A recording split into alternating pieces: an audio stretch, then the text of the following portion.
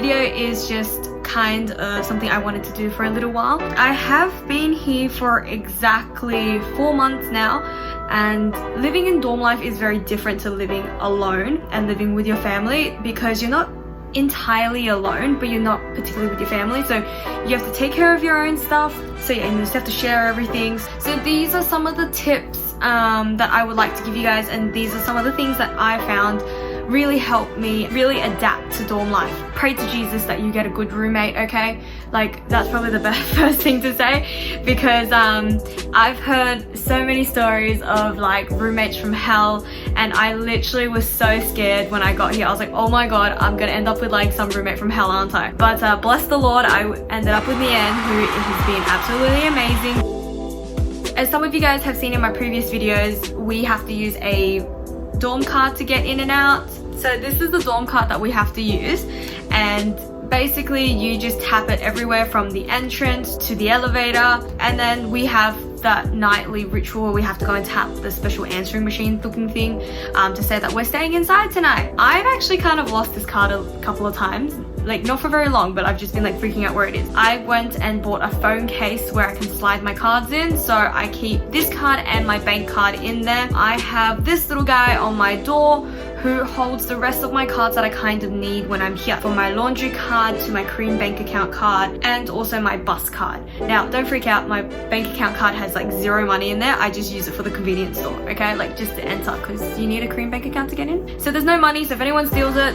I'm not completely fast. Yeah, this little guy just keeps all my cards together right at the door, so once I finish using them, I know where they are. But also please make sure you keep all your documents and visa things all together, especially like passport stuff. Depending on your like visa and your situation, you will have to renew and all that stuff. So when it comes to things like this, but if it's especially by the end of the semester or during like certain times of the year where you have exams or you're stressed out, like burnt out, you literally cannot function, and it's just going to be like a nightmare to try and find your stuff if you just thrown it everywhere on your desk or in your room. So my best piece of advice for this is to keep everything together. I keep like all my passport and all my visa and other school documents and stuff like that in a folder all together on my desk, which makes it a lot easier for me, because I am messy. I'm not like extreme messy, but like I said before, I'm like chaotic, like messy OCD. I know where my things are, but like it's just everywhere. So I cleaned my desk today. As you guys can see here, it's actually clean, but normally it is like a bomb site. It's actually bad. There's like bowls and cups and rubbish and shirts and random things just all over my desk when I literally don't have like time to function, and I'm just like go. When that happens, you're just gonna make sure you kind of like contain it in one area. I also have slight hoarder tendencies. What's the best way to say it? I like to keep things. I'm a very sentimental person, so anything from like a photo to like a card or whatever, like I like to keep those things. That's why my best piece of advice for any hoarders or anyone that's kind of like me, keep your stuff in sections. Have a section for like home stuff, or like, you know, utensils, or like skincare. Like just have them in sections or containers. It makes life so much easier. Like it can be messy in that little section, but you know it's in that section at least, so you're not gonna end up like going somewhere else and looking for things and it's just gonna be a mess at the end of it. My friends were like, dude, your room here looks exactly the same back as in Sydney. And that's because this is the only way I can kind of keep all my stuff together. I keep my study materials and important documents on the base level. It's just a lot easier to access when I'm like sitting down and studying, and also I'm not very tall, so I don't want to like climb. It's also eye level, so it's just easy to go straight for. There's two sections here that I kind of just use to keep anything of sentimental value. I knew I had a lot of sentimental stuff that I bought with me, and I also knew that I was going to buy a lot of things. It was the best thing to do to give myself a bit more space to put all of that. It just feels like a little energy boost for me to see all these things.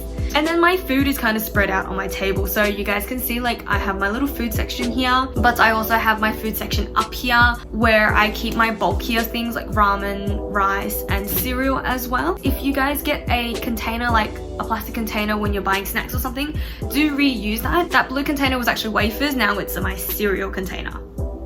Yay. But I also keep my Tupperware and my bowls and cups up there just to keep things clutter free. It is a lot easier because sometimes we don't need our bowls, so it's just better to keep it up there. But I do keep my utensils and other things, just small miscellaneous things that I know I'm just gonna need to grab every day. I did buy a little desk organizer that really helps if you guys need to just like put things there. You can get them really cheap at Daiso anyway. Our bathroom, as you can see, is literally very small. It's about like not even 3 meters. Because it is also very small, it is an absolute flood zone when we shower. So as you guys can see, there is no shower screen. It is just toilet, sink, mirror, shower. When you go in there after showers, it's like a big hazard, so you have to like be careful. We had to kind of look for dry zones to put our stuff when we're showering. You'd be very surprised though, like most of the wall actually ends up drenched, like on the other side. If you're standing on an angle and the shower head comes this way, like the water ricochets against, so then like the whole place ends up being drenched. So the only kind of dry space we found is like literally on top of the toilet, like against the wall. That's like the safest place, because sometimes the towels end up drenched as well. I don't know how that happens, but it happens. As you guys can see, there is also a bin in our bathroom. It's actually where we put the toilet, the used toilet paper. In older Korean toilet plumbing systems, they actually can't flush the toilet paper down, so you have to keep them in little bins like this. It happens in a lot of public places as well, even our school toilets within our international building where we have classes. It is a little bit of a nightmare, but at the end of the day, I'd rather be doing this than having to call a plumber. But a lot of new buildings these days don't quite have this thing where you can literally just flush it down, but just make sure you look for signs, because that's the best way to make sure. Always check signs within the bathroom. A lot of the times it is in English as well if you are traveling foreigner, so yay. Our room in the entirety, we kind of measured this a little bit, but it's about like 4 to 4.5 meters from the door to the window. I don't know if that's right, but that's kind of what we measured. So we have 2 beds and we have 2 tables each side, and chairs. The bathroom's obviously on that side there in the little corner, and then we've got 2 closets to put our stuff, plus a shoe closet. If you guys watch my little room dorm tour, I did a little at the start. You guys can kind of see everything. So that brings me to my next point. Utilize absolutely every storage thing you possibly can. This room is tiny. Like I said, it's only about 4 meters. There is maybe like 1 meter width, 3-4 meters of open space flooring. That's it. Other than that, it's the front door or it's our beds or our desk. You need to make sure you absolutely use everything. My roommate is in the middle of returning home to Vietnam, so all her stuff that she's already packaged up, ready to go, is actually outside the door. She's keeping it outside, which makes it a lot easier so we don't have like a million boxes taking up room. But also because there's no one in our floor anyway, so we're just gonna leave everything outside. Best thing to do is making sure you know what your room looks like, getting a description, measurements and stuff like that.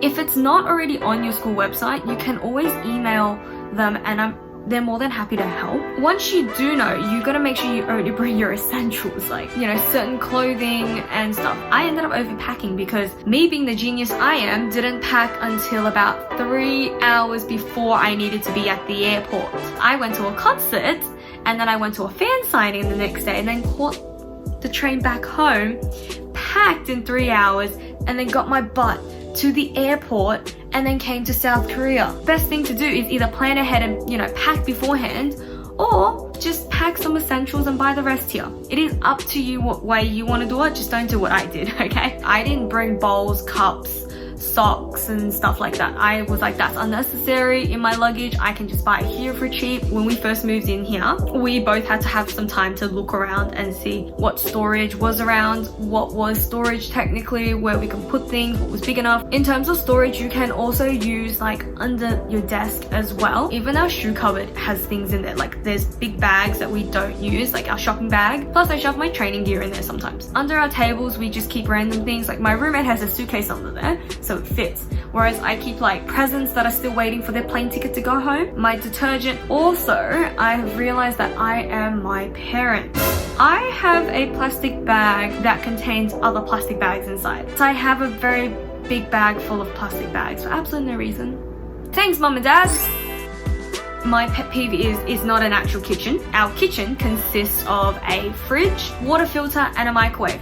And don't forget, this is a communal kitchen that everyone on our floor shares. That's kind of our fridge. At the moment, there's nobody else here. We just kind of spread up. Label your damn stuff and also check up on it, okay? Those two things you need to make sure you stay on top of, because if you don't check all your stuff at times, you're gonna let it go to waste. It's gonna go off. People might take it, and also you just forget about it in the end, right? Big waste of money at the end, especially if you're trying to stick to a budget. Had our food stolen a couple of times. Someone stole some yogurt, someone took a pack of our Yakult, and quite recently, last week, someone took the rest of our eggs home. They were clearing their stuff to go home and they decided to take our case of eggs. There's like 9 eggs left. What the hell?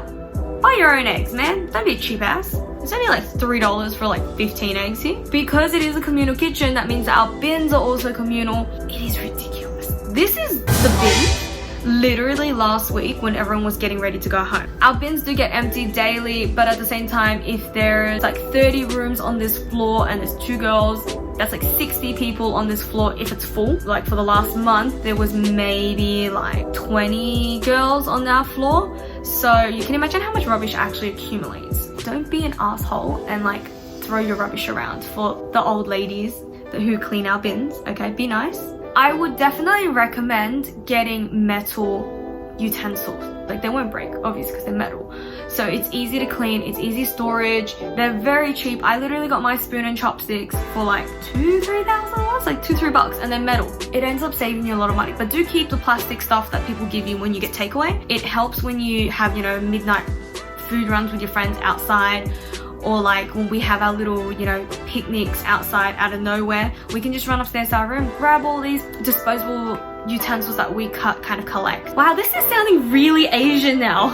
Like this is like what my parents would do, literally save all the plastic and reusable utensils so you can use it later on. Wow, my Asian parent tendencies are really coming out here.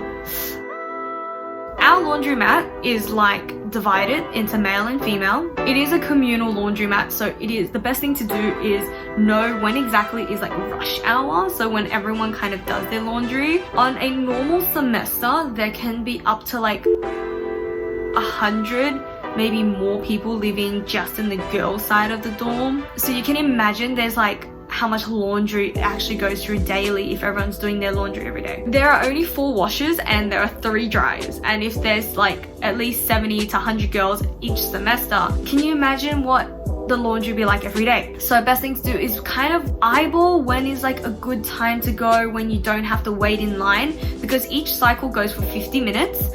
This goes for the washer and the dryer. Just making sure you know when you can go down and just chuck your stuff straight in, and you can like set a timer and then come back down for it. Otherwise you have to like wait, and sometimes people just put their stuff in front of your stuff, so then you kind of lose your spot in the line.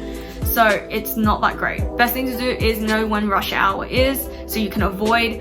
I do find the middle of the night works the best. So just before they close the doors and lock the doors, that's like the best time to do it, in my opinion. So also like making sure you set a timer for these things, especially if you set a timer, you know when to go get your stuff and put it into the dryer if you want to use it. It saves your clothes getting like really wrinkly as well.